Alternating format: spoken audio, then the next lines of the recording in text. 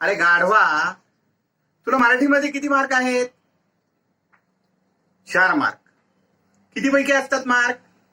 100 पैकी असतात. नापास झालायस गाढवा तू.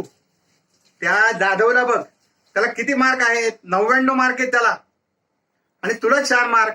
तू अभ्यास का करत नाहीयेस? वर्षभर तुला बोंबलून सांगतोय अभ्यास कर, अभ्यास कर, अभ्यास कर. हा, अभ्यास करणार कोण? तो इंगळे बघ बरं, त्याला 85 मार्क आहेत. तो तुझ्या शेजारीच राहिलाय ना. मग अरे त्याच्या घरी जा, त्याच्याकडून अभ्यास करून घे, शिकून घे अभ्यास त्याच्याकडून.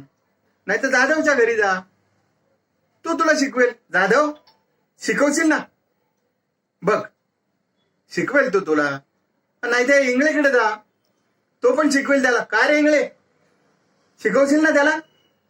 हा, बघ, उद्यापासून त्या दोघांच्या घरी जा. तुला ज्या ज्या वेळेला शक्य आहे त्या त्या वेळेला दोघांपैकी कुणाकडेही जा तू. ही 2 मुलं आपल्या वर्गामध्ये हुशार आहेत. हा, हो हो हो, सकाळी याच्याकडे जा, संध्याकाळी त्याच्याकडे जा.